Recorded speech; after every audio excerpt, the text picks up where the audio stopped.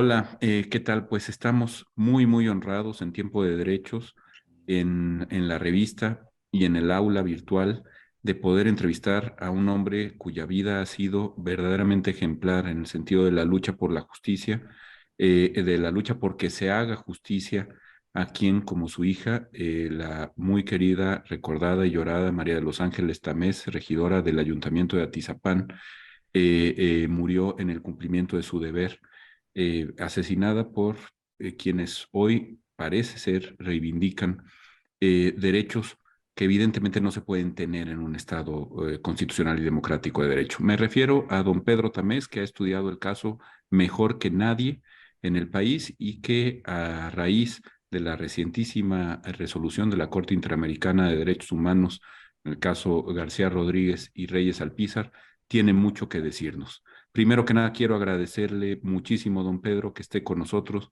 comentando un tema que es tan sensible, por supuesto, tan difícil para usted y para su familia. Con toda nuestra solidaridad y nuestro afecto y reconocimiento, así lo hago. Y por otro lado, pues, si usted fuera tan amable de ponernos un poco en el contexto en el que se da esta resolución, ¿por qué considera usted que es una resolución que no cumple con los extremos propios de lo que se pediría desde el punto de vista de las víctimas? En fin, un poco el contexto de lo que ha estado pasando recientemente con este caso, en donde, recordemos, la prisión preventiva oficiosa y el arraigo fueron declarados inconvencionales, no por la primera ocasión, ya lo había hecho la Corte Interamericana en otros asuntos, pero usted esto lo sabe mucho mejor que yo y le damos nuestros micrófonos con todo el agradecimiento. Al contrario, Rafael, muchas gracias a ti. Mira, esto ha sido un larguísimo proceso. El proceso empezó en el año 2002. Estamos hablando ya de 21 años de proceso. ¿Por qué se alargó el proceso? En principio, aquí en México. Se alargó por dos razones. Ellos pospusieron 160 audiencias con cualquier excusa, que no llegaba su abogado, que necesitaban más tiempo para presentar otras pruebas. 160 audiencias pospuestas equivalen a 8 años de juicio, por un lado. Por el otro lado, presentaron 80 amparos entre directos e indirectos. Ahí pues, le puedes poner todos los años que quieras, y esa es la razón principal por la causa que se alargó el procedimiento, aunado a que cada vez que el juez cerraba la instrucción, ellos se amparaban. Y en base al artículo 19 constitucional decían que tenían más pruebas que presentar. Y el Tribunal Colegiado de la Federación en el Estado de México normalmente decía que se reabriera la instrucción. Posteriormente, se fueron al Tribunal de Alzada, después de la sentencia de la primera instancia, que los sentenció a 35 años a cada uno, de los dos inculpados, a Daniel García Rodríguez y a Reyes Alpizar Ortiz. Y en el Tribunal de Alzada confirman la sentencia de Daniel García Rodríguez, pero dejan libre a Reyes Alpizar Ortiz por un argumento que para mí no tiene ninguna razón ni ningún sentido. Reyes Alpizar Ortiz, en primera, es el que les presenta a Jaime Martínez Franco, que es el que le dispara a Marigeli. Y se lo presenta a Isaías Rodríguez, a Isaías García Rodríguez, que es hermano de Daniel, porque los dos estuvieron juntos en el penal de Tula. Y en una fiesta de cumpleaños de Daniel García, que se celebró en la casa de su papá, Reyes Alpizar lleva a Jaime Martínez Franco. Este Jaime Martínez Franco es un sicario. Ya estaba perseguido por haber matado anteriormente a un militar. Entonces se ponen de acuerdo, pactan el pacto de los unos. Una vez dijo que 200,000 pesos, otra vez dijo que 300,000 pesos por el homicidio de Marigeli. Posteriormente a esa fecha, Reyes Alpizar Ortiz se presenta junto con Isaías Rodríguez y Jaime Martínez Franco el día 4 de septiembre del 2001 al ayuntamiento. Pasan a una oficina donde estaba Daniel García Rodríguez y ahí les pagan. Les dan los 300,000 pesos. Al día siguiente, 5 de septiembre, que era miércoles ciudadano, vuelve Jaime Martínez Franco, Reyes Alpizar Ortiz e Isaías García al ayuntamiento, e Isaías García le señala a Marigeli. Marigeli tenía su escritorio en el sótano del ayuntamiento, porque ya había descubierto que había todo un sistema de espionaje en las oficinas de regidores. Ese mismo día, el 5 de septiembre, a las 8 de la noche, se presentan a mi casa, y justamente cuando llegaba Marigeli, y le disparan. Para esto, un policía había pasado y les había dicho que ya había salido Marigeli del ayuntamiento. Y todas las patrullas de la zona se fueron a una calle que se llama Calao, que está en la parte más alta del fraccionamiento, porque desde Radio Control les pasaron un mensaje de que había algún incidente en esa calle. Llegaron todas las patrullas allá arriba, salieron todos los vecinos asustados y nadie había reportado nada. Estaban despejando la calle para que estos dos señores salieran después de haber cometido el homicidio. Entonces, ahí se ve claramente la participación de Reyes Alpizar Ortiz. Y sin embargo, los magistrados dijeron que él nada más echó aguas en el homicidio. Y que como nada más echó aguas, pues que no había coparticipación. Y le revocaron la sentencia y hoy está libre. Yo presenté un amparo contra esta resolución y ya está en el tribunal de la Federación y vamos a ver qué pasa. Mientras tanto, unos días antes salió la resolución de la Corte Interamericana de Derechos Humanos. La Corte Interamericana de Derechos Humanos para mí en verdad no tiene ningún sentido. Por una razón. Primero, yo envié un escrito a la Corte Interamericana diciendo que yo era víctima y que quería que tomaran en cuenta mi escrito y me lo rechazaron. Me dijeron que solamente era la figura de amigos Kuray. Yo era un amigo Kuray para acabar pronto. Bueno, después, y no solo, don Pedro, usted pues es una parte del entorno de la víctima y como tal un ofendido de este crimen terrible, ¿no? Permítame hacer una acotación para ponernos muy en el entorno de lo que estaba pasando al principio del siglo XXI, ¿no? Con el país, con su hija, con lo que se buscaba de una transición democrática, pues que iba, por ejemplo, a combatir supuestamente muy de frente la corrupción. Ángeles estaba decidida, acababa de salir, de terminar brillantemente sus estudios de Derecho en una institución sumamente acreditada de la capital del país, había ganado la elección para regidora, estaba convencida de que podían darse cambios en sentido democrático y bueno, pues más allá de lo que pueda pensarse en términos personales, es muy frustrante que este tipo de excelentes funcionarias tengan que enfrentar estos peligros tan terribles y después, pues un feminicidio tan grotesco, tan lleno de odio y tan lleno de insensatez, por otro lado, en lo que se refiere al cauce procesal. Bueno, esto hace 20 años.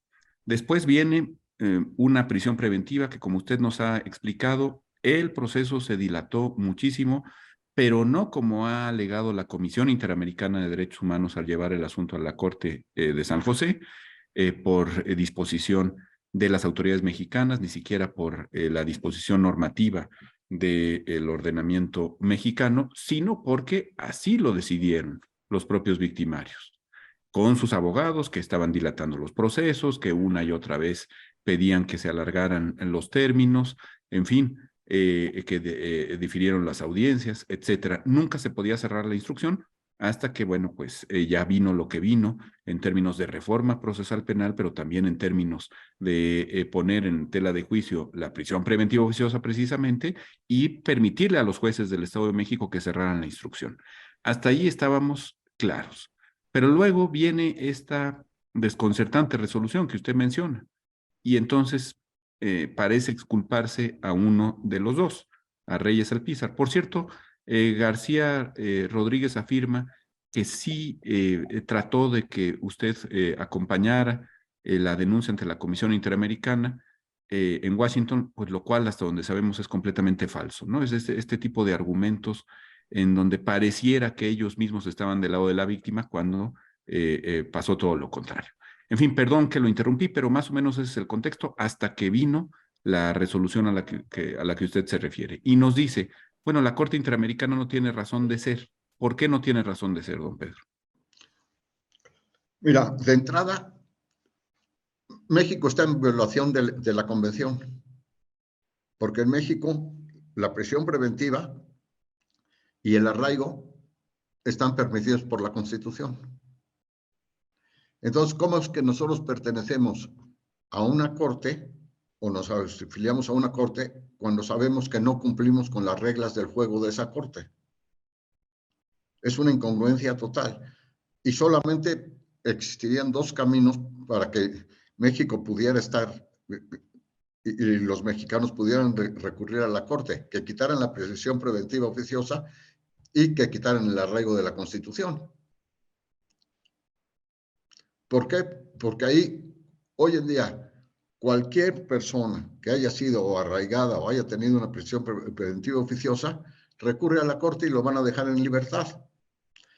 En este caso no los dejaron en libertad por una razón, porque la presentación que hizo el Estado mexicano sobre qué es constitucional fue muy buena y la hizo el exministro Cosío Vidaurri. Y por el otro lado, no pudieron acreditar tortura, que eso es otro de los factores que en México ya es un vicio. Yo lo vi, lo viví, también ahí lo escuché en otros juicios. A cualquier delincuente que capturan, lo primero que dicen es me torturaron, cuando es totalmente falso. Entonces ahí también tenemos Aquí me otro, parece que se aplicó el protocolo de Estambul y no hubo señales de tortura, ¿no? no, Ni con ninguna, Reyes Alpizar ni con García Rodríguez, ¿no? no. Aparte a Reyes Alpizar durante el arraigo se le practicaron 46 exámenes médicos en los 45 días, porque él cuando lo capturaron y lo arraigaron, dijo que era diabético, cosa que también es mentira. Entonces le ofrecieron que lo viera un médico para que le recetara medicamentos y él lo rechazó, que porque él se curaba con medicina herbolaria. Entonces, al rechazarlo y para no tener problemas, se le practicaban de 2 a 3 exámenes médicos todos los días. Y están las bitácoras de los exámenes médicos. Y nunca hubo nada y nunca hubo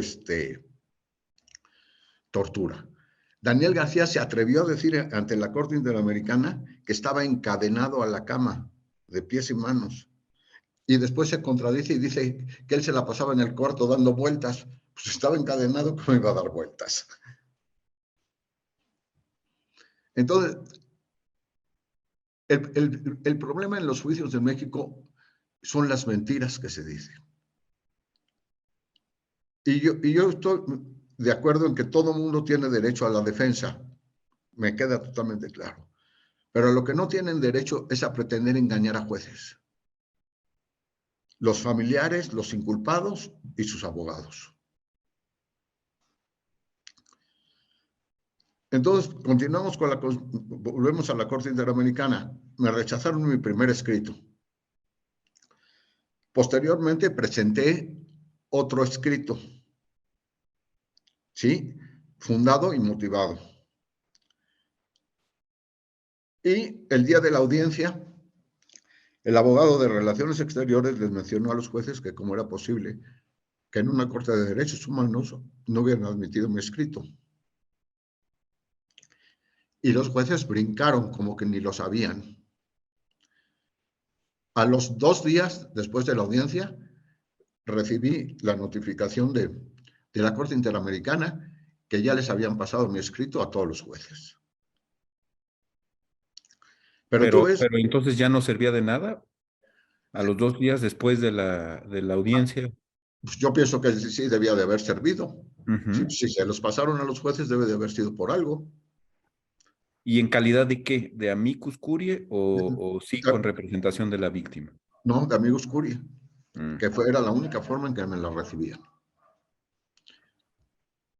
Entonces, presenté ya el escrito, se celebró la audiencia y después vino ya la sentencia de la Corte.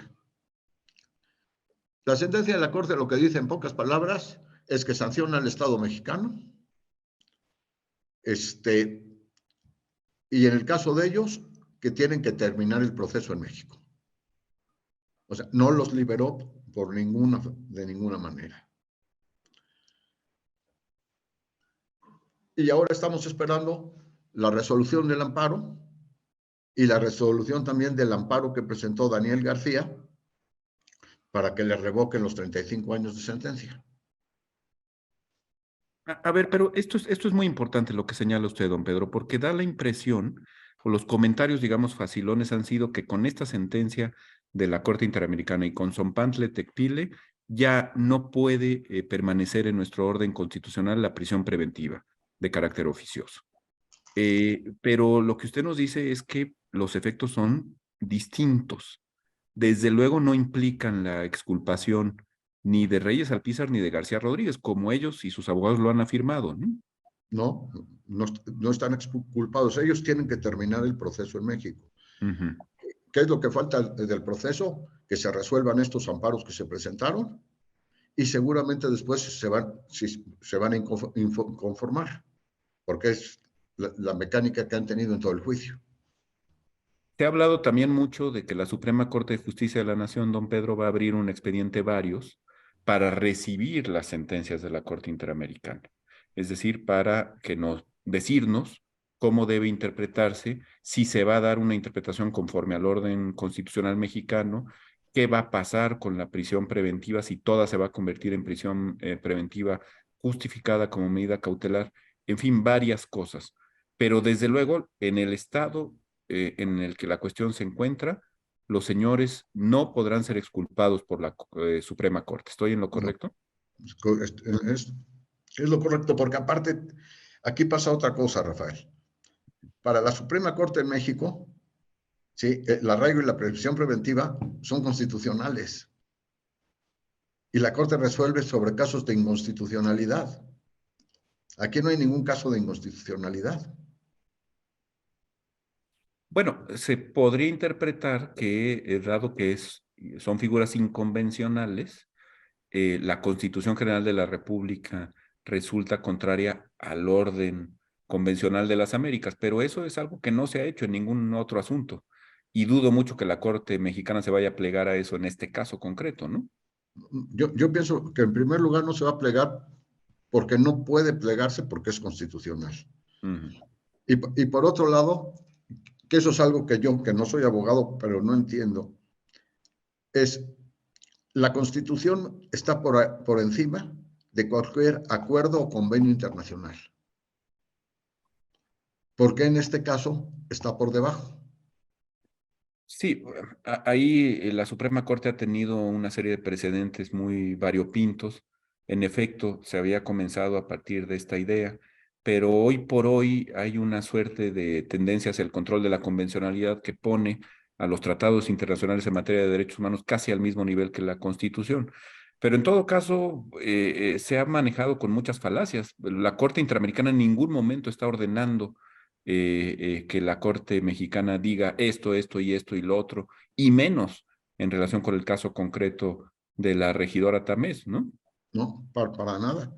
O sea, hasta este momento la Corte no ha intervenido. Ujú. Incluso el exministro Cosío Vidaurri dijo que si este caso llegara a la Corte,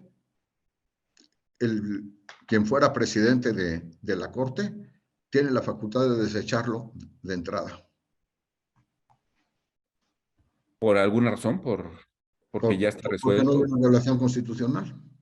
Mm, ese, es un argumento muy interesante porque finalmente todo el mundo está a la expectativa de que se declare inconstitucional un artículo constitucional y no parece que eso sea lo que va a pasar. En todo caso, a mí me da la impresión, don Pedro, no sé si usted la comparta, que se escogió el peor de los casos, el peor de los asuntos, para poner en tela de juicio esta figura de la Constitución mexicana, que puede ser muy cuestionable, yo creo que es muy cuestionable, pero en el caso concreto de su hija, de María de los Ángeles Tamés, no solo lo que se hizo parece haber estado bien hecho, sino que lo que se hizo mal no es imputable al Estado mexicano. Entiendo que la Fiscalía del Estado de México ha investigado adecuadamente, entiendo que el Tribunal Superior de Justicia salvó estas resoluciones con bandazos que usted nos ha platicado, pero que son de jueces muy determinados, pues también ha cumplido con su labor, y más bien quienes han dilatado la cuestión son los propios abogados de los inculpados, ¿no? Tú nada más calcula que ellos tuvieron durante todo el proceso 14 abogados privados. Mm. Cambiar de abogado todo el tiempo, como práctica Cambiaban dilatoria. de abogado, desde las primeras audiencias, te hablo del mes de marzo del 2022, marzo, abril, mayo, el primer juez que llevó la causa les llamó la atención por estar dilatando el proceso. Caray. Oiga, don Pedro, una pregunta muy personal de alguien que quiso y admiró mucho a su hija. Se lo digo así sin ambajes. ¿Qué sería para usted que se le hiciera justicia a la memoria, pues, no quiero ser hiperbólico, pero para mí gloriosa de alguien como María de los Ángeles Tamés, su hija? Mira, yo creo que si hay alguien que merece que se le haga justicia es Marigeli. O sea, a Marigeli la eliminan por luchar contra la corrupción y por los derechos humanos de este país. Así de claro. Incluso la Comisión Iberoamericana de Derechos Humanos le hizo un reconocimiento post-mortem.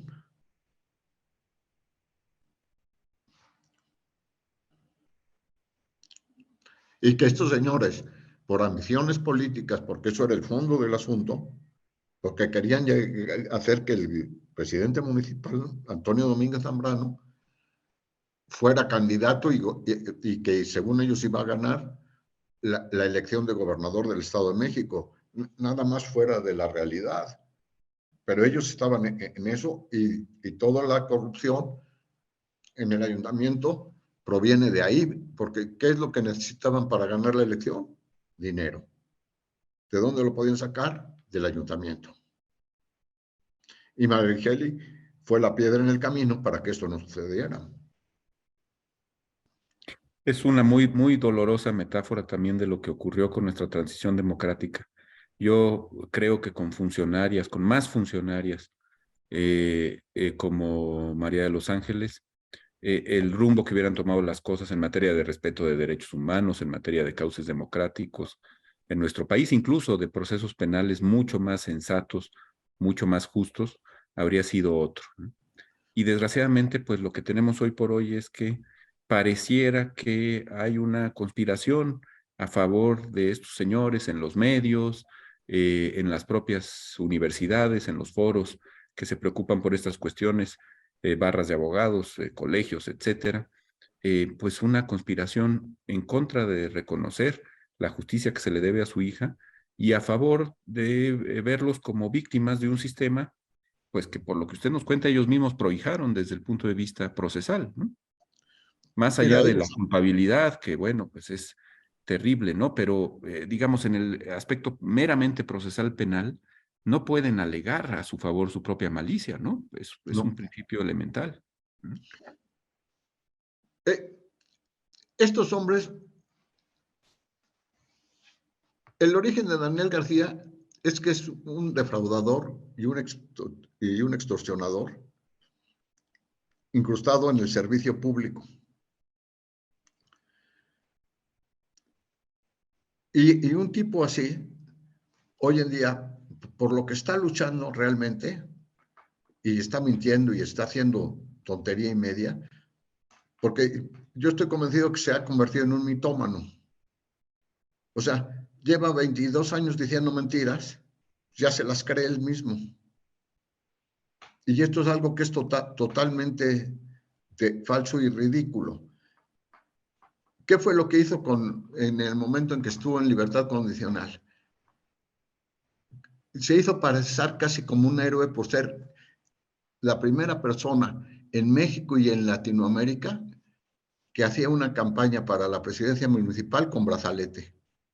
No, hombre, un gran orgullo. Sí.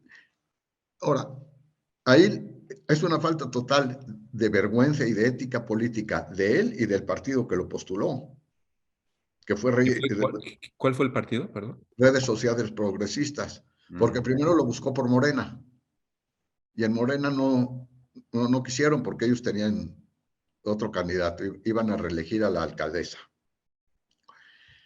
Y Redes Sociales Progresistas, que al final de cuentas era primo hermano de Morena, lo lanza como candidato. Lógicamente, llegó a tener, me parece de memoria, entre 1,500 y 1,600 votos. Pues fueron los votos de su familia y de las familias de todos los candidatos a diputados, regidores y eso, y los del partido, no tuvo un solo voto más.